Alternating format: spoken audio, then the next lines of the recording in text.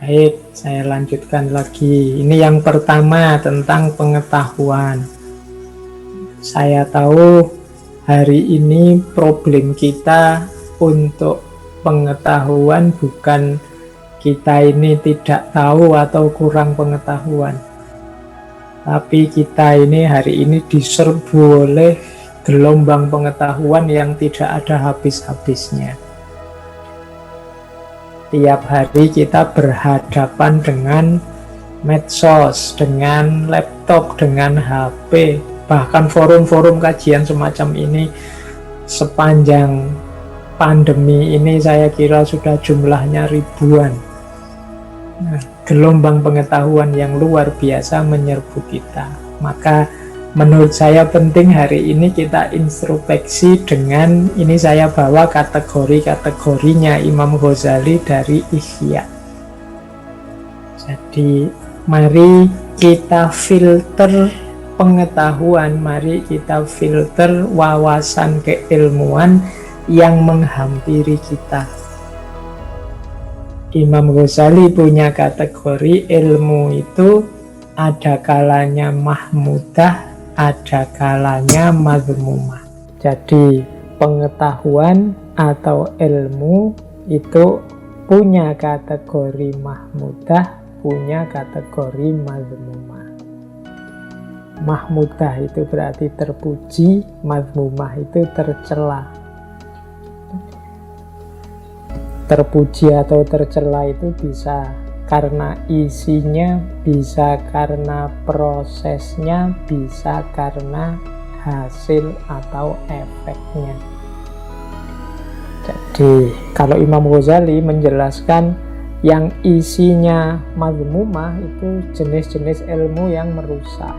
Imam Ghazali mencontohkan ilmu sejenis ilmu sihir, ilmu santet, dan yang seperti itu. Mungkin hari ini termasuk ilmu-ilmu yang mungkin untuk menipu orang, membuat hoax, membuat berita palsu, dan lain-lain. Itu perlu kita beri kategori ilmu yang mazmumah. Kita tidak perlu ngerti yang seperti itu. Kita kejar saja yang mahmudah. Ada juga sebenarnya ilmunya mahmudah, tapi proses kita mencari atau proses kita menyampaikannya tercela. Mungkin mencari ilmunya dengan cara, kalau di kampus itu model plagiat, atau mencari ilmunya dengan cara beli buku bacaan misalnya. Nah, itu bahasa saya itu mazmumah dari sisi prosesnya. Hati-hati, nanti jangan sampai ilmunya tidak barokah dari situ. Atau dari sisi hasil atau efeknya. Hasil atau efeknya ini ya berarti manfaat dan mafsadatnya. Ilmunya benar, prosesnya benar, tapi ternyata kurang manfaat. Isinya malah merusak. Mungkin penggunaannya tidak tepat. Nah, di situ ada kategori-kategori. Ini saya bahasa Indonesiakan dari Ihya itu. Ada ilmu itu yang diyakini saja, ada yang harus dipahami, ada yang perlu dijalani, atau ilmu untuk dihindari. Yang harus kita jalani apa, yang harus kita hindari apa. Ini juga butuh pertimbangan-pertimbangan keilmuan. Ada juga kategori lain, Imam Ghazali menyebutnya fardu ain atau fardu kifayah. Itu bahasa saya keharusan dan keutamaan. Jadi misalnya ilmu tentang sholat, yaitu kita harus tahu. Ilmu tentang puasa kita harus tahu, kewajiban kita. Ilmu tentang makan kita harus tahu, kalau tidak makan kan ya kita bisa mati, tentang kesehatan. Nah, ada juga yang keutamaan-keutamaan. Jadi yang tidak harus semua orang tahu. Yang ahli biologi ya ilmunya mendalam di biologi, yang ahli fisika mendalam di fisika. Itu penting semua, tapi keutamaan-keutamaan tidak wajib setiap orang ngerti. Ada juga yang bukan keharusan, bukan keutamaan, tapi kesia-siaan. Kesia-siaan itu Kita capek-capek belajar, kita capek-capek mencari ilmu, hanya habis tenaga, habis waktu. Nah, itu kesia-siaan namanya. Tidak ada gunanya sama sekali, tidak ada manfaatnya. Capek-capek lihat debat, lihat diskusi, lihat TV, tapi kok ya hasilnya apa? Tidak tahu. Malah tambah sumpek, tambah rusak. Itu kesia-siaan. Jadi itu 3 kategori keilmuan versinya Imam Ghazali. Jadi ada yang fardu ain, ada fardu kifayah. Nah, yang terakhir kalau ini kita mesti ngerti ya, manfaat dan mafsadat. Ilmu itu membawa kebaikan ataukah membawa kerusakan. Ini juga bisa tergantung isinya, bisa tergantung prosesnya. Ada ilmunya baik, tapi digunakan untuk yang jelek-jelek, untuk yang merusak-merusak, ada juga begitu. Oke, atau Pak ini ilmunya, isinya sebenarnya merusak kok Pak, saya hanya ingin tahu saja, tidak ada gunanya apa-apa. Jangan-jangan itu hanya buang waktu saja. Kalau memang begitu, jatuhnya nanti kesia-siaan. Nah, kita sendiri yang ngukur. Nah, muhasabah bidang pengetahuan ini, kita pertama-tama harus bertanya, apakah aku sudah punya ilmu tentang apa yang harusnya aku ketahui? Itu yang pertama. Setelah itu baru yang lain, yang keutamaan. Kemudian boleh ditanyakan wawasan-wawasan, upaya-upayaku menambah ilmu selama ini ada ndak sih yang jatuhnya kesia-siaan, atau jangan-jangan hanya merusak pikiranku saja. Saya suka sih ikut di grup sana itu, tapi kok ya setiap saya baca isinya diskusi ndak karu-karuan, ngerusak pikiranku saja. Nah, itu kita juga harus waspada. Karena pengetahuan yang kita masukkan dalam diri kita, itulah nanti yang jadi patokan, yang jadi standar hidup kita nanti, wujudnya akan seperti apa. Jadi kuncinya ada di pengetahuan yang masuk. Maka jangan sampai yang masuk itu hal-hal yang mazmumah. Alhamdulillah kalau mahmudah. Kita juga harus ngerti mana yang diyakini, mana yang untuk dipahami, mana yang untuk dijalani, dan mana yang untuk dihindari. Yang dihindari pun kita harus tahu, karena jangan sampai harusnya kita hindari, tapi malah kita jalani. Harusnya kita jalani, kita hindari. Ada yang cukup diyakini, tapi ada yang perlu dipahami. Dipahami berarti difikirkan secara mendalam. Ada ilmu khususnya, tapi ada juga bagian pengetahuan yang cukup diketahui saja. Nah, jadi ayo level muhasabah untuk pengetahuan, kita tengok isi pikiran kita selama ini. Kalau ada yang hanya sia-sia, tidak ada gunanya, apalagi yang mafsadat, atau ada yang mazmumah, mari secara sengaja kita sisihkan dari isi kepala kita. Atau kita menghindar dari situasi yang menyebabkan kita menyerap informasi yang mazmumah, atau pengetahuan yang mafsadat, atau aktivitas ilmu yang sia-sia. Hanya habis biaya, habis tenaga, habis kuota, tapi tidak ada manfaatnya. Jadi ini level muhasabah yang pertama. Tadi kan bekalnya menuju Allah itu yang pertama ilmu atau pengetahuan. Maka ayo kita muhasabai aspek pengetahuan kita sudah benar apa enggak. Kalau pengetahuannya sudah keliru, sudah mazmumah, apalagi mafsadat, kemungkinan nanti pengetahuan ini justru akan membawa kita semakin jauh dari Allah. Kita tidak jadi ilaihi roji'un. Ini yang pertama, step pertama, pengetahuan. Kita lanjutkan ke step kedua, kesadaran. Nah, kalau kesadaran ini hubungannya dengan kemauan kita untuk menjalani apa yang kita ambil dari pengetahuan. Nah, kesadaran itu saya bagi 3. Jadi kalau pengetahuan itu bahannya, kesadaran ini wadahnya. Ada isi, ada bentuk, ada manifestasi. Silahkan dilihat gambarnya itu. Jadi mari membangun kesadaran. Ayo kita tengok diri kita. Kesadaran kita itu isinya seperti apa, bentuknya apa, manifestasinya bagaimana. Kita bahas pertama ya, isi. Ini saya membedakan isinya kesadaran itu bisa 3. Yang pertama basyariyah, yang kedua insaniyah, yang ketiga ilahiyah. Kalau ada yang tanya, Pak, kadang-kadang kan ada Pak orang jahatnya luar biasa. Itu apa tidak masuk juga di situ kesadaran hayawaniyah misalnya? Enggak. Kalau ada hayawaniyah itu dalam bahasa saya sebenarnya dia belum sadar. Kalau ini sudah sadar. Cuma ada kategori-kategorinya. Jadi yang pertama isi, ya saya jelaskan satu-satu. Kesadaran basyariyah itu kesadaran pemenuhan kebutuhan kemanusiaan fisikal saja. Itu basyar.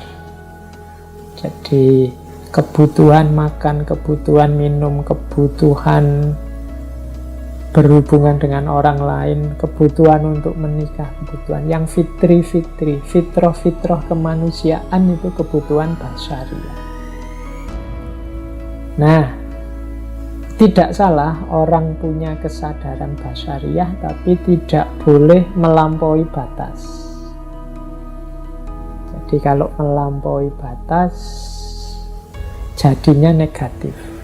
Makan itu bagus, kurang makan atau kebanyakan makan, jelek. Jadi menikah itu utama, seks itu bagus, tapi berlebihan di situ atau kekurangan di situ, itu negatif. Jadi ini kesadaran basyariyah. Orang tidak boleh berhenti di situ saja harusnya. Tapi itu harus dilewati basyariyah itu. Tidak boleh orang, Pak, saya demi hidup untuk Allah saja saya tidak menikah, Pak. Atau saya tak puasa terus, Pak. Atau saya tak sholat malam terus, Pak. Tidak manusiawi. Kalau tidak manusiawi, bahkan oleh Rasulullah dimarahi. Itu nanti kan ada hadisnya, faman rohiba an sunnati falaisa minni. Wong Rasul juga menikah, Rasul juga tidur, dan juga sholat malam, Rasul juga puasa dan juga buka puasa. Jadi ini kesadaran basyariyah, dipenuhi secukupnya dan jangan berhenti di situ. Orang yang berhenti di kesadaran basyariyah, ya level kemanusiaan dan level ketuhanannya tidak tergarap. Fokusnya hanya isi perut, ingin sukses dan berhasil di level kategori-kategori pemenuhan kebutuhan, biasanya terus berlebihan di situ. Itu level kesadaran basyariyah. Kalau ada orang bilang begini misalnya, loh, saya mencari rezeki dengan segala cara, kadang-kadang bohong, itu kan tidak masalah. Ini kan demi anak istri, demi memenuhi kebutuhan dasar dalam keluarga misalnya. Itu orang yang pikiran semacam ini, kesadarannya berarti levelnya masih basyariyah. Jadi ya hanya di level materi saja, pemenuhan kebutuhan fisik saja. Tidak salah, tapi dia belum utama. Itu ya, masih lebih bagus daripada orang yang kesadarannya kesadaran hayawannya, yang kesadarannya kalau bahasanya Al-Quran bahkan asfala safilin, lebih rendah daripada binatang. Basyariyah ini sudah kesadaran kemanusiaan, tapi fokusnya hanya pada aspek duniawiyahnya saja. Nah, naik satu level ada kesadaran insaniyah. Ini sudah masuk kesadaran kemanusiaan yang lebih tinggi. Sudah masuk dimensi ilmu, sudah masuk dimensi budaya, akal budi, peradaban. Disinilah manusia berperan sebagai khalifahnya dengan segala karakter-karakter yang baik. Ini kesadaran insaniyah. Jadi bagaimana manusia menggunakan akal budinya untuk mengelola kehidupan, tidak sekedar memenuhi kebutuhannya. Nah, ini kesadaran level 2. Disinilah manusia di level khalifah. Yang untuk ini Allah wa'allama Adamal asma'a kullaha. Nah, yang ketiga isi kesadaran adalah kesadaran ilahiyah. Kesadaran ilahiyah itu fokusnya jiwa kita, orientasinya hanya Allah saja. Nah, ini kesadaran ilahiyah namanya. Oke, jadi ada basyariyah, insaniyah, ilahiyah. Ayo kita tengok dalam dirimu masing-masing, kesadaranmu isinya apa sekarang. Kalau yang kamu pikir hanya, Pak, kapan saya lulus, kemudian dapat ijazah, kemudian cari kerja, kemudian kawin, kemudian punya anak, membesarkan anak, itu saja yang ada di pikiranmu, ya berarti engkau ada di kesadaran basyariyah. Tidak salah, cuma perlu kamu naikkan lagi levelnya biar tidak hanya itu. Karena kehadiranmu di muka bumi tidak hanya untuk cari uang kemudian membesarkan anak berketurunan, tapi ada misi yang lebih mulia. Atau kalau di pikiranmu, Pak, saya sekarang itu berpikir apa yang bisa saya sumbangkan, apa yang bisa saya berikan untuk masyarakat, bagaimana cara saya meningkatkan kualitas diri saya, bagaimana saya bisa memberikan yang terbaik untuk orang-orang sekeliling saya. Alhamdulillah, kesadaranmu adalah kesadaran insaniyah. Atau yang ada di pikiranmu adalah, Pak, saya melakukan semua yang menurut saya benar, semua yang menurut saya baik, itu hanya demi Allah saja. Saya menghadirkan Allah dalam setiap langkah, setiap pikiran, setiap apapun yang saya lakukan. Itu berarti kesadaranmu adalah kesadaran ilahiyah. Jadi ada kesadaran basyariyah, insaniyah, ilahiyah. Nah, ayo kita muhasabah diri kita ini isinya apa sekarang kesadarannya. Yang sibuk muncul di pikiran kita itu apa? Basyariyah, insaniyah, atau ilahiyah. Itulah level kesadaran kita. Terus bentuknya sekarang.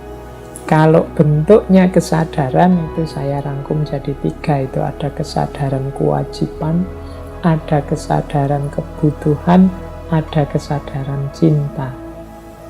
Ini sering saya sampaikan di beberapa kali pertemuan. Jadi kalau kewajiban itu berarti yang engkau orang baik, melakukan segala jenis kebaikan, tapi sifatnya karena engkau merasa itu kewajiban.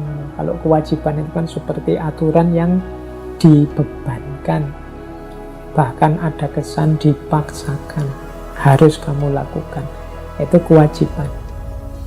Jadi sudah baik, cuma rasanya masih beban. Mengapa engkau sholat? Ya karena umat Islam wajib sholat. Ini rasanya kan beban. Kalau boleh libur tidak sholat, alhamdulillah. Itu berarti masih kewajiban.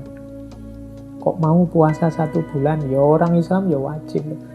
Tidak salah bahwa orang Islam itu wajib, tapi kalau berhenti hanya di kewajiban, ya rasanya puasa itu beban.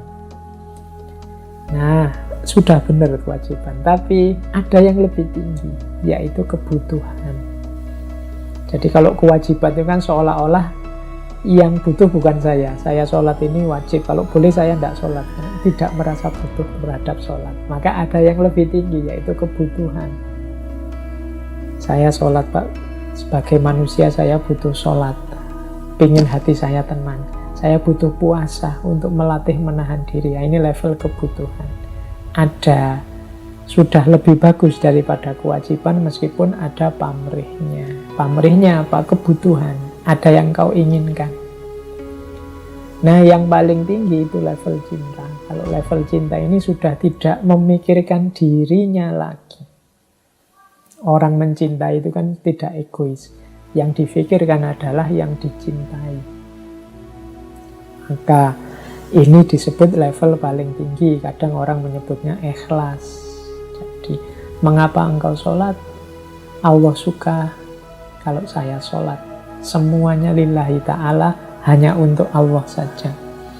Nah, ini level ketiga.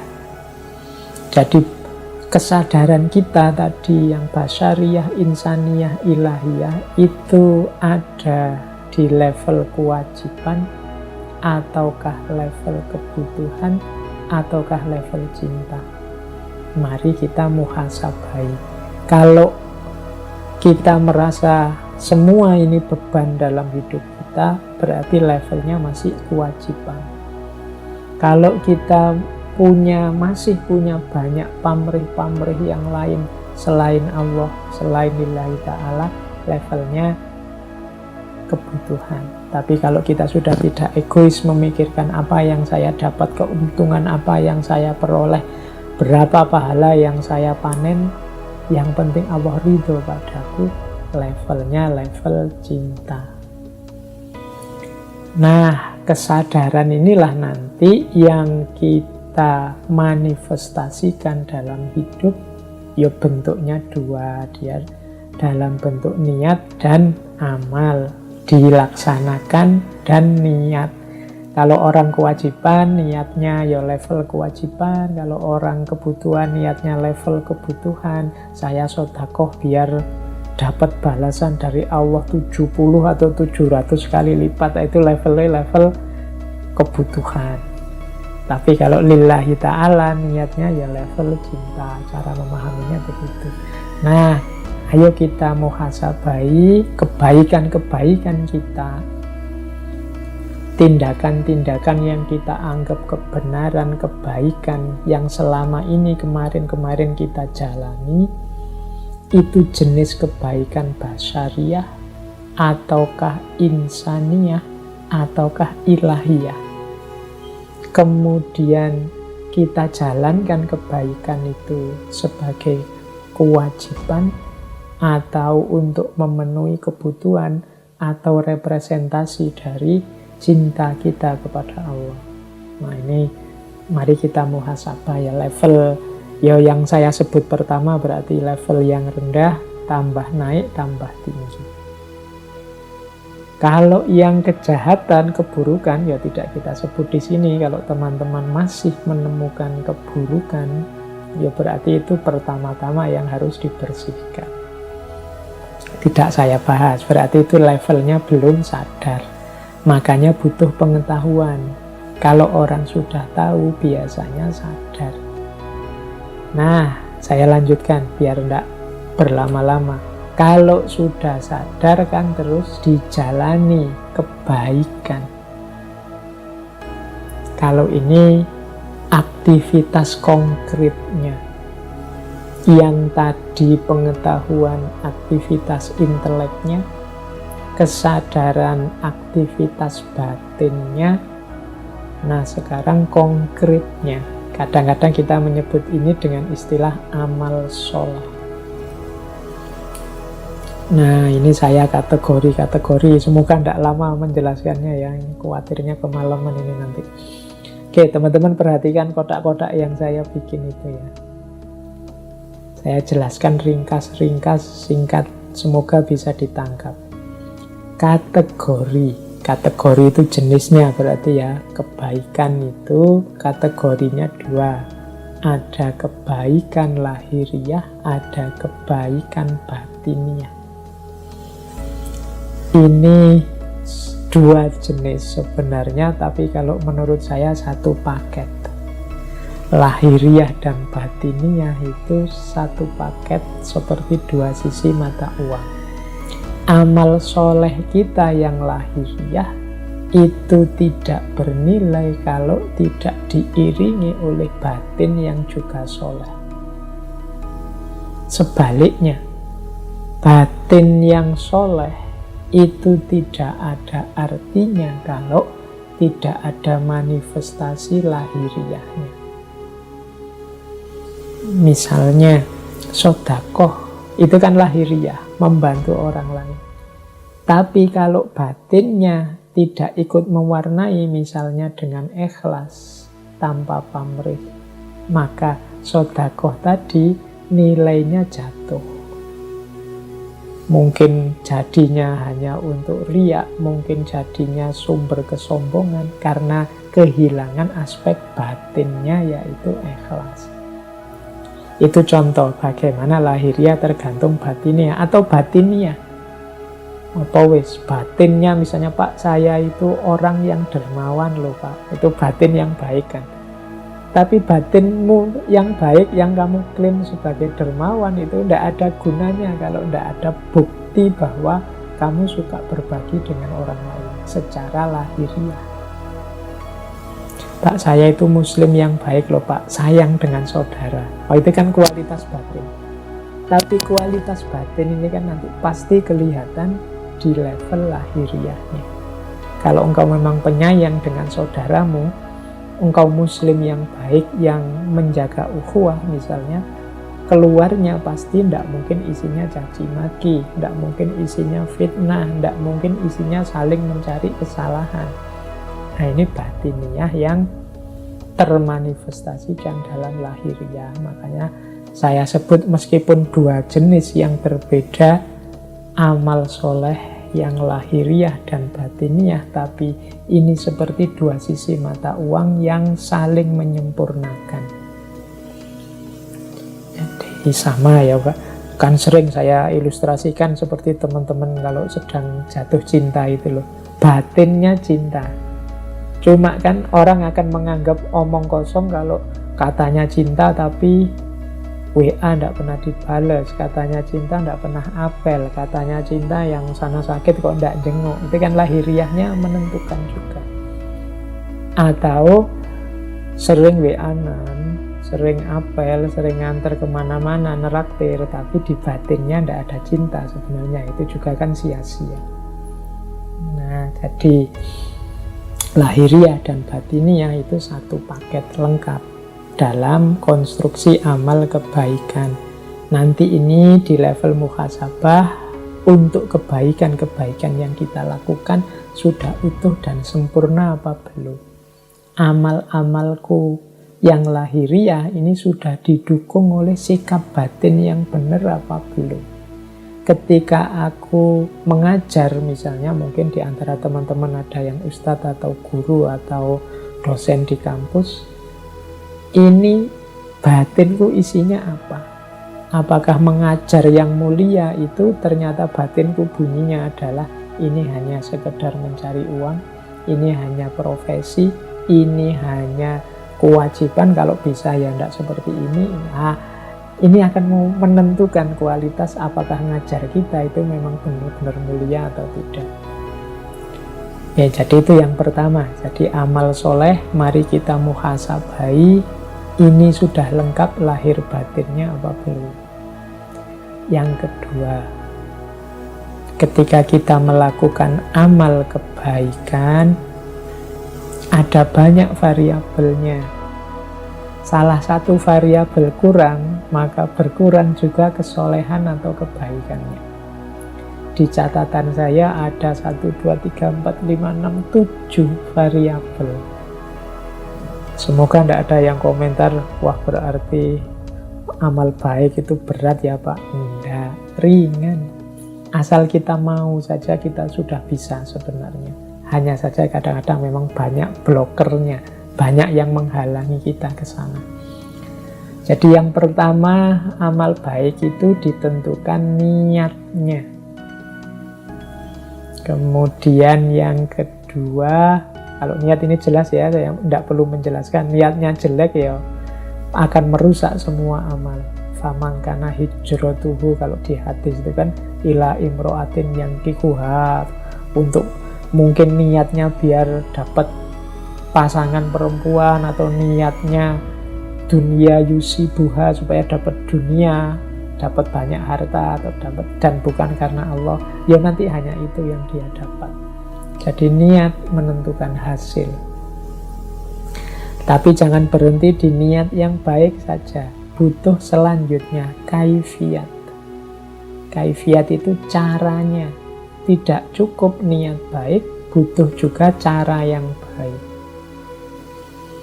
Nah, jadi niatnya membantu, aktivitasnya sedekah, tapi caranya sambil menyakiti. Kalau bahasanya Al-Quran, sodakotin yatba'uha adha. Sodakoh yang sambil menyakiti, mungkin sambil menyebut yang disodakoi dasar orang miskin. Kalau tidak karena saya, dan seterusnya. Itu kaifiyatnya salah, maka rusak kesolehan. Jadi niatnya harus baik, caranya harus baik. Membasmi kemaksiatan oke, menghalangi kemungkaran oke, tapi kaifiyatnya harus baik. Kalau tidak akan lahir amal soleh. Jadi yang kedua kaifiyat kunci. Yang ketiga dan keempat akhlak dan adab. Akhlak itu etika, adab itu etiket. Akhlak itu situasi batin yang bermoral, adab itu manifestasi sopan santun lahiriah. Ini juga jadi kunci. Akhlak dan adab. Jangan lupa juga doa. Doa masuk di situ dalam rangka apa? Amal baik itu sudah bagus. Tapi ketika kita merasa bahwa kuncinya adalah di kekuatan kita, kuncinya adalah keberhasilan amal itu karena kita pinter, kita mampu, kita bisa, maka amal baik akan jadi blunder yang justru menjatuhkan kita, menjauhkan kita dari Allah, karena di situ muncul bibit kesombongan. Kesombongan itu bisa dieliminasi dengan doa. Dalam arti apa? Kita berdoa semoga Allah memberi daya untuk kita melakukan kebaikan. Semoga Allah membawa hasil yang semakin dekat dengannya, sesuai yang kita inginkan. Semoga Allah meridhoi. Nah, ini menunjukkan bahwa nanti kalau berhasil, Allah lah yang membuahkan keberhasilan itu, bukan karena saya. Maka amal harus selalu diiringi doa. Berdoa berarti sadar bahwa kita ini punya banyak kelemahan dan kekurangan. Tanpa intervensi, tanpa bantuannya Allah, kita bukan apa-apa. Jangan lupa juga amal baik harus istiqomah. Istiqomah itu berarti continue, tidak angin-anginan. Kalau pas lagi sadar, lagi tobat, solehnya luar biasa. Tapi kalau pas lagi kumat, menjengkelkannya luar biasa. Tidak istiqomah. Istiqomah jadi kunci. Dan yang terakhir tawakal. Tawakal itu apapun hasilnya, kembalikan lagi semua kepada Allah. Tidak komplain, tidak marah, tidak kecewa. Apapun yang diterima, kembalikan semua pada Allah, itu namanya tawakal. Oh, jadi amal baik itu ternyata niatnya harus cocok, kaifiatnya sesuai, akhlak dan adabnya dipenuhi. Jangan lupa berdoa, istiqomahlah, dan tawakallah. Ini variabel-variabel yang harus kita miliki, kita penuhi. Saat kita menjalani muhasabah, maka ayo kita nilai lagi amal-amal baik kita kurang apa selama ini.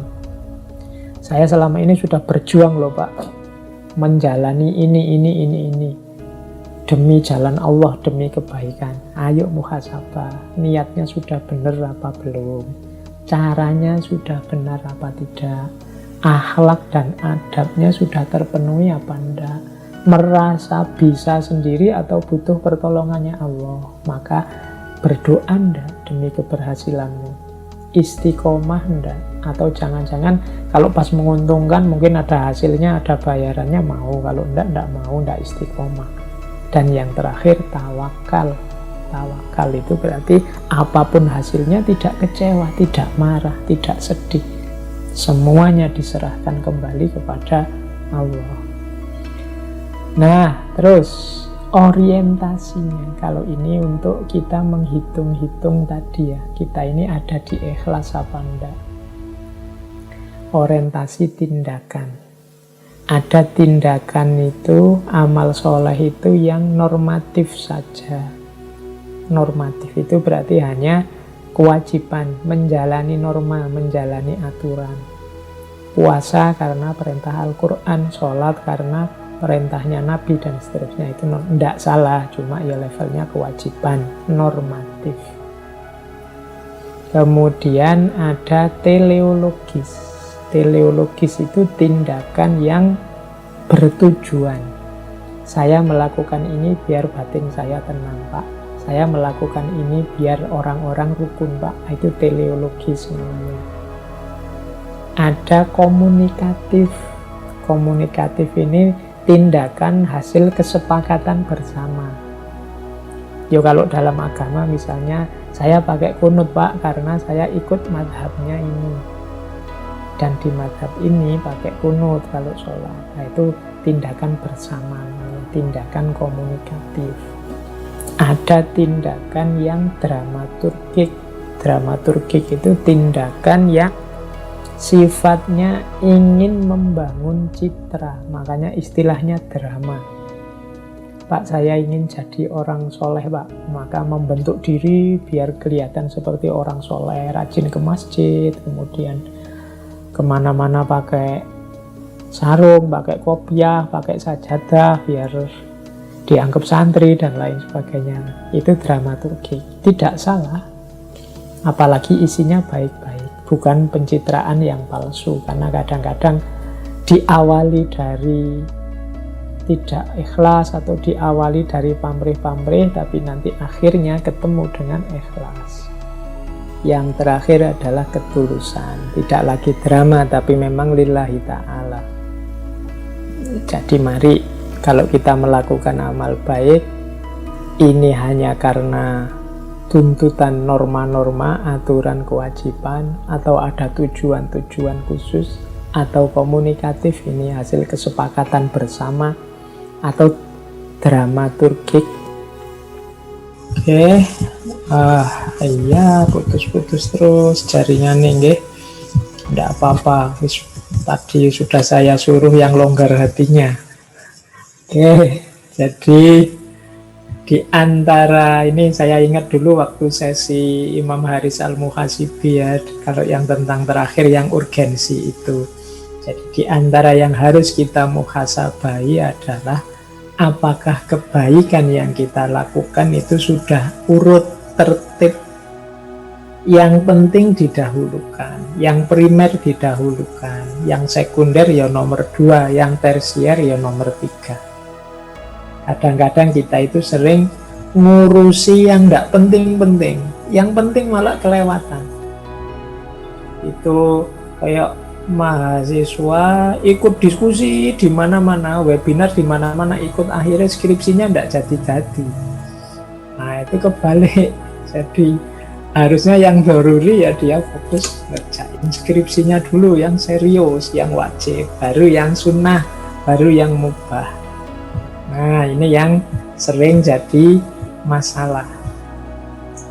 Jadi urutan amal, mana yang didahulukan, mana yang tidak. Kalau dalam bahasanya Al-Quran ada rumus mudah, ku anfusakum wa ahlikum nar. Jadi yang pertama dirimu sendiri, jangan kesusu ingin memperbaiki orang, tapi fokuskan dulu dirimu. Kalau sudah berupaya untuk dirimu, boleh membantu orang lain. Itu yang saya sebut urgensi. Doruri itu yang paling darurat, yang wajib. Haji itu yang harus ada demi yang doruri terpenuhi. tahsini itu yang sifatnya komplementer saja, pelengkap saja. Doruri itu menutup aurat, haji itu kainnya, tahsini itu bentuknya. Boleh sarung, boleh celana, itu kalau di usul fikih. Tapi kalau dalam amal perbuatan, ya mana yang harus kita dulukan. Oke, terus ini waktunya sudah mepet.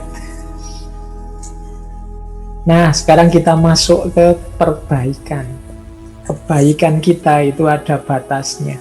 Karena kita ini lemah, kekurangan, dan penuh keterbatasan.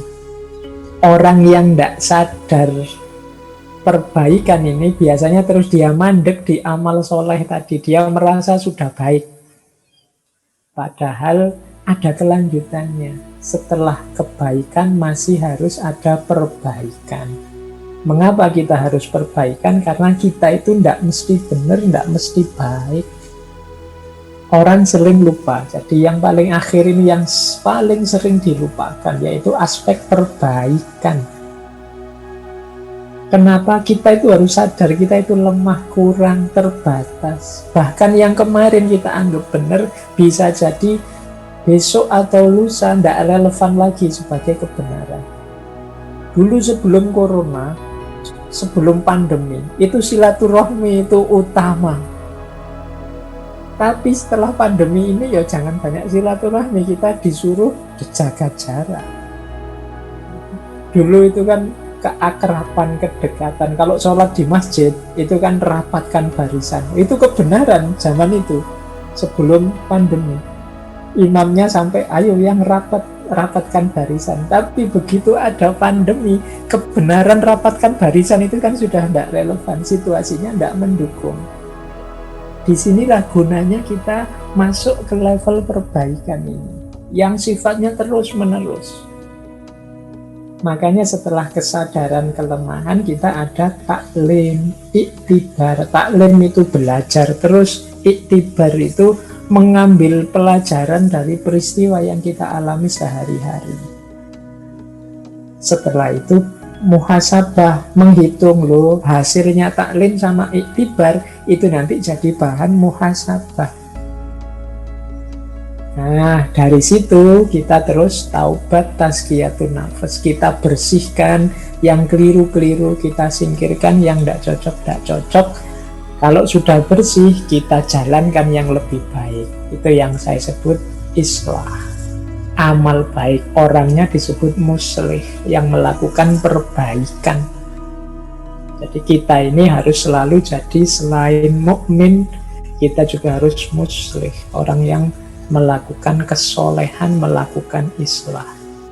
Nah, ini sebelum kita akhiri, saya tidak tahu, mungkin masih ada waktu serba sedikit nanti untuk sedikit tanya jawab. Jadi inilah teman-teman, ayo kita muhasabai diri ya. Ini level-level prosesnya untuk perbaikan. Jadi yang paling dasar tetap ya dosa. Masih banyak tidak dosa-dosa yang kita lakukan. Jadi level perbaikan yang ini adalah tentang dosa yang paling dasar. Kalau masih banyak dosa ya berarti kita masih harus sibuk membereskan tentang dosa ini. Nah, setelah dosa beres, dalam arti kita bukan orang yang banyak melakukan dosa atau tidak ada lagi dosa-dosa yang secara sengaja serius kita lakukan. Mungkin ada yang kecil-kecil tidak sengaja. Berarti kita sudah sukses di level perbaikan pertama. Mari naik satu level lagi. Yaitu apa? Sirna segala keterikatan di luar diri. Ini saya pakai kata-kata sirna biar teman-teman tidak terlalu merasa tinggi. Kalau dalam bahasa Arab itu biasanya pakai istilah fana. Jadi fana itu sirna. Makanya fana fillah itu orang yang sirna di dalam Allah. Nah, ini level-levelnya fana. Fana paling dasar adalah sirnanya segala dosa. Setelah itu apa? Sirnanya segala keterikatan duniawi di luar diri. Jadi kita tidak lagi terikat dengan harta, tidak lagi terikat dengan jabatan, bahkan anak, istri, keluarga. Tidak terikat itu maksudnya tidak segala-galanya demi harta, segala-galanya demi jabatan atau anak atau keluarga. Tidak. Jadi sudah bisa menomorsatukan Allah. Sudah tidak lagi terikat oleh hal-hal yang sifatnya duniawi. Ini level 2. Ada level ketiga, yaitu sirnanya kesombongan diri. Sirnanya kesombongan diri ini biasanya orang yang sudah sukses di level pertama dan level kedua perbaikan, begitu dia sukses, wah saya sudah tidak banyak dosa lagi, saya sudah tidak terikat lagi dengan hal-hal yang duniawi. Kemudian dia merasa, alhamdulillah aku sukses, aku bisa, aku mampu, berarti aku ini hebat, berarti aku ini orang pilihan, berarti aku ini orang yang besar, berarti macam-macam. Itu biasanya tantangan selanjutnya adalah dirinya sendiri atau ego. Jadi, setelah mengalahkan dosa-dosa kegelapan, kemudian mengalahkan dunia di sekelilingnya, kemudian yang ketiga adalah mengalahkan egonya. Baru kemudian puncaknya adalah semuanya sirna kecuali Allah saja. Semuanya tidak penting kecuali Allah. Yang nomor satu dalam hidup, satu-satunya adalah Allah saja. Nah, ini level yang keempat, perbaikan. Jadi kalau sudah sampai yang atas itu, yaitu nanti makom paling tinggi kalau dalam dunia tasawuf. Saya tidak tahu teman-teman ada di level mana, tapi semoga kita sudah memulai muhasabah diri untuk melakukan perbaikan-perbaikan step by step. Apakah itu di level dosa, ataukah di level keterikatan, ataukah di level kesombongan, ataukah di level ego diri kita sendiri di hadapan Allah. Baik, yang terakhir, ini yang paling akhir adalah, ini kalau bahasa saya spiritual blocker. Jadi ini mari kita muhasabahi diri kita. Jangan-jangan masih punya kualitas-kualitas 10 ini. Ini 10 yang akan memblokir perjalanan kita menuju Allah. Inilah nanti di antara penghalang kita saat kita ilaihi roji'un. Yang pertama apa, teman-teman? Menunda-nunda. Jadi menunda-nunda itu adalah tidak segera menjalankan kebaikan meskipun sudah paham, sudah punya niat, tapi masih nanti saja atau nanti dulu. Jadi iya Pak, saya paham sih Pak, saya ngerti sih Pak, saya ikut ngaji sudah lama, sudah ngerti macam-macam. Nanti sajalah Pak dijalani. Saya pengen nanti Pak kalau saya sudah tua itu nanti melakukan suluk, masuk torekot, jadi sufi, pokoknya nunggu nanti, semuanya nanti. Akan jadi spiritual blocker. Jangan lupa, dunia itu perayu yang luar biasa. Jadi semakin kita menunda-nunda kebaikan, ya kemungkinan kita akan semakin jauh dari kebaikan itu. Maka teman-teman mohon lawanlah kalau ada dorongan dari dalam dirimu untuk menunda-nunda. Makanya kalau dalam filsafat akhlak itu ada tuntunan bahwa di Di antara sifat yang terpuji adalah syaja'ah. Syaja'ah itu berani. Berani itu maksudnya apa? Yo, ayo langsung jalan. Dengan pemberani, orang yang bisa mengeksekusi apa yang dia pahami, kebaikan yang dia mengerti langsung dijalankan, butuh para pemberani. Maka jangan ditunda-tunda. Kita tidak tahu usia kita sampai kapan. Apalagi ini era pandemi. Ayo segera dijalankan. Insya Allah kesempatan kita banyak kalau pandemi ini, kebaikan apa yang mau kita lakukan, terbuka lebar kesempatan. Yang kedua, overestimate. Overestimate itu terlalu pede, terlalu banyak rojak, kurang khauf. Jadi merasa diri pinter, mampu, benar, sehingga sembrono, tidak hati-hati, menyepelekan. Nah, ini overestimate. Kalau saya yang baca, kalau saya yang berdoa, mesti langsung diterima oleh Allah. Saya itu dekat kok, itu overestimate. Allah itu pasti mendengar kalau saya minta. Allah itu overestimate. Ada nada kesombongan di situ, sekaligus kesembronoan. Tidak perlu terlalu dalam. Allah itu ngerti. Itu yang menyepelekan. Bahwa Allah itu maha pemaaf, ya. Tapi kalau kita dalam bahasa Jawanya jarak. Jarak itu ya apa? Sembrono. Tidak hati-hati melanggar. Nah, itu namanya overestimate. Dia akan juga jadi spiritual blocker. Jadi kita akan tersandung nanti di jalan ilaihi roji'un. Yang nyandung siapa? Diri kita sendiri. Terlalu optimis, overestimate. Rojaknya terlalu besar sehingga khaufnya hilang. Padahal innama yakhsyallaha min ibadihil ulama. Sesungguhnya yang paling takut pada Allah itu para ulama. Jadi justru bukan rojak tapi takut. Orang overestimate ini takutnya kecil. Oke, ada kebalikannya. Underestimate. Underestimate ini kebalikannya overestimate. Khaufnya terlalu besar. Jadi menganggap, wah tidak mungkin aku begini, tidak bisa aku ini melakukan ini. Apa Allah memaafkan kalau aku tobat dan seterusnya. Itu underestimate. Serba pesimis sampai ke titik ekstrim putus asa.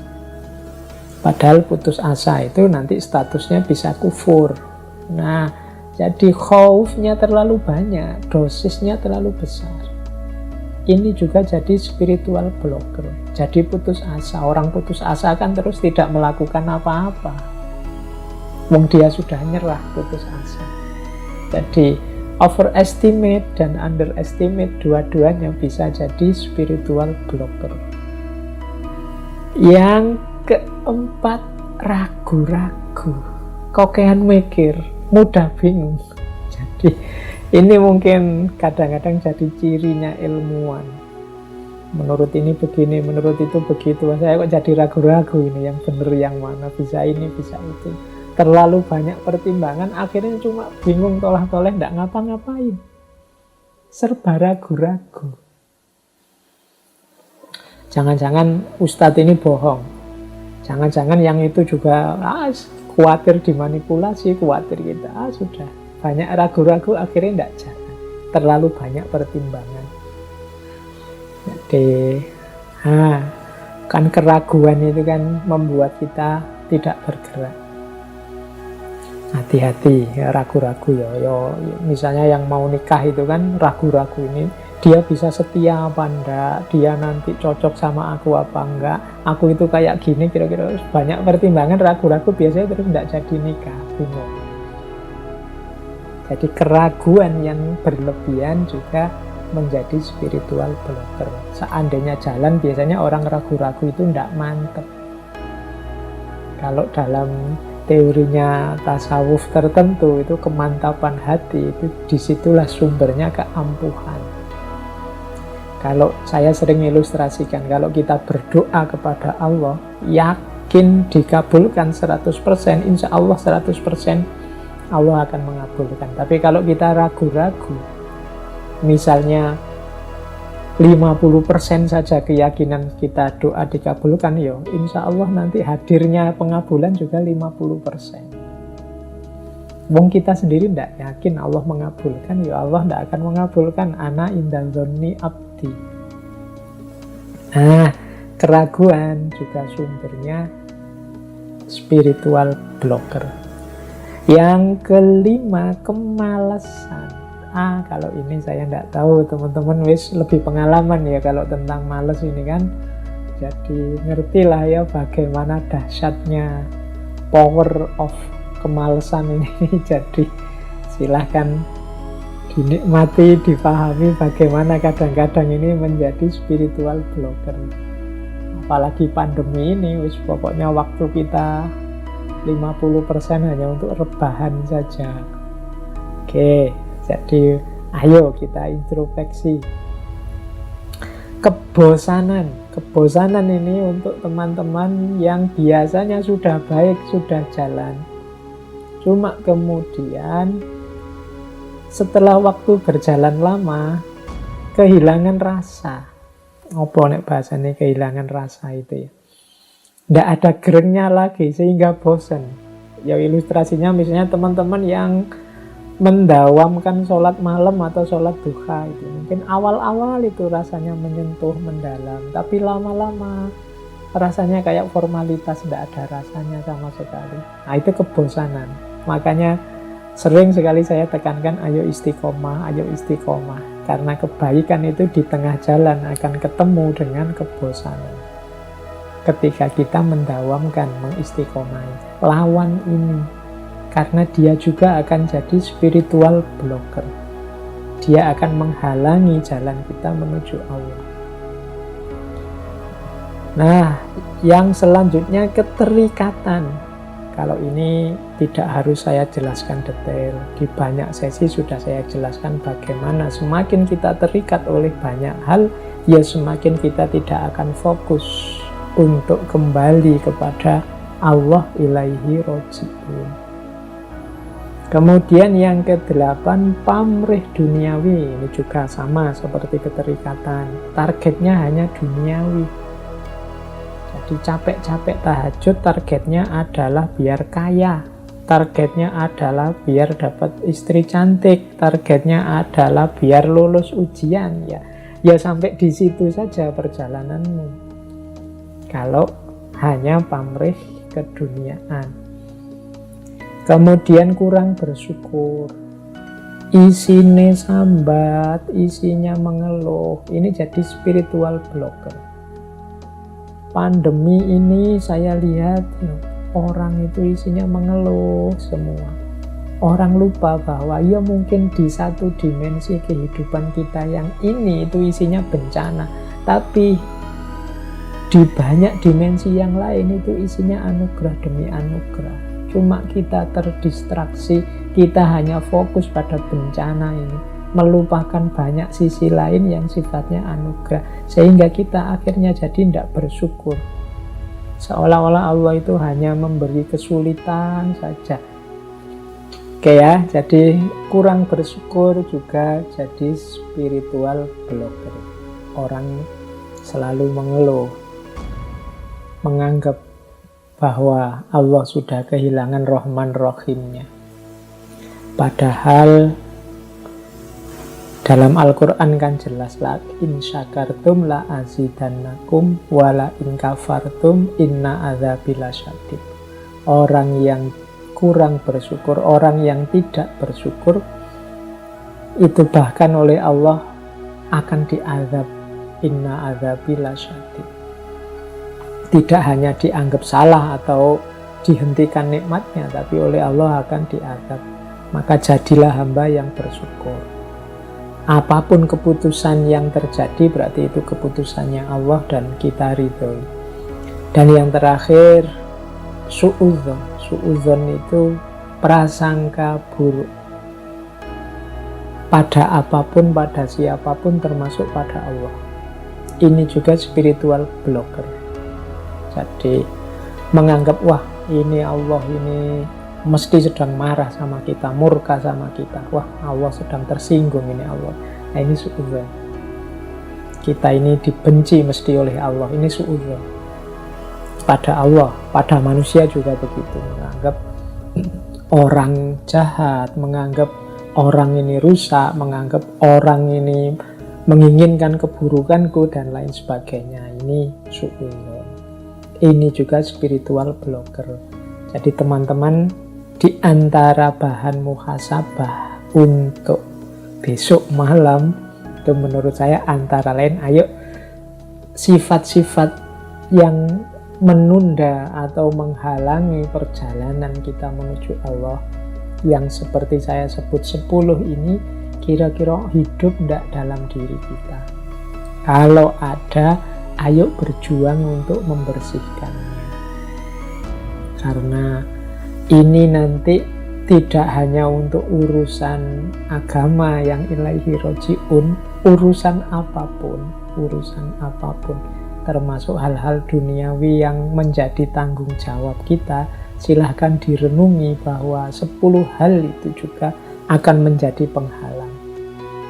Studimu misalnya, bagi yang masih mahasiswa, kalau kalian masih punya sifat menunda-nunda, terlalu pede atau pesimis, atau ragu-ragu, atau males, atau bosenan, atau kamu sibuk dengan yang lain, terikat dengan yang lain, atau kamu punya pamrih-pamrih target-target yang di luar studimu, atau kamu komplain terus, kurang bersyukur, apalagi suudzon, ya studimu akan susah selesai.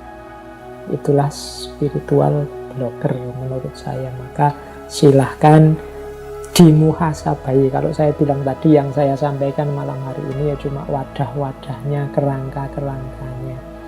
Teman-teman nanti yang mengisi sesuai situasi masing-masing.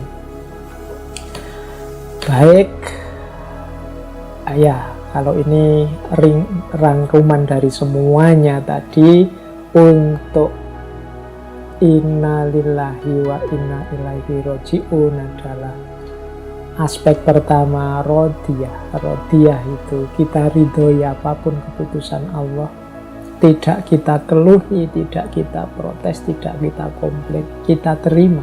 Kalau bahasanya Nietzsche itu jasahen, mengiyakan hidup. Setelah itu kita pelajari, kita cari ilmunya, kita cari hikmahnya.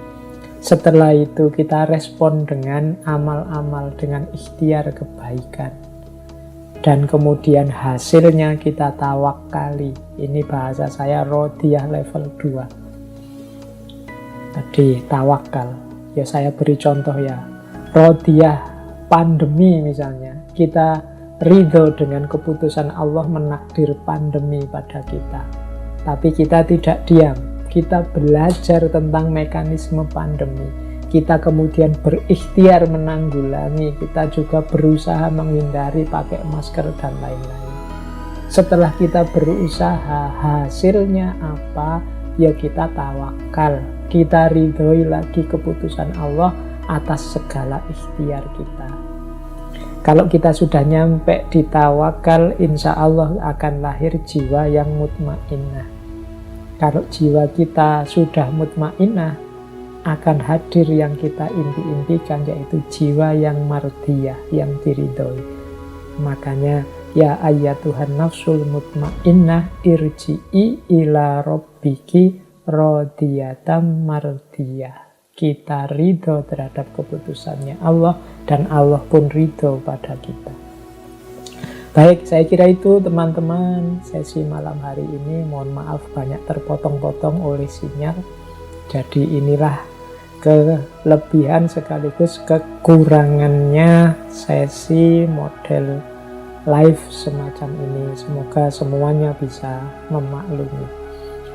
Oke, saya akhiri sekian. Wallahul muwafiq, wallahu a'lam bishawab. Wassalamualaikum warahmatullahi wabarakatuh.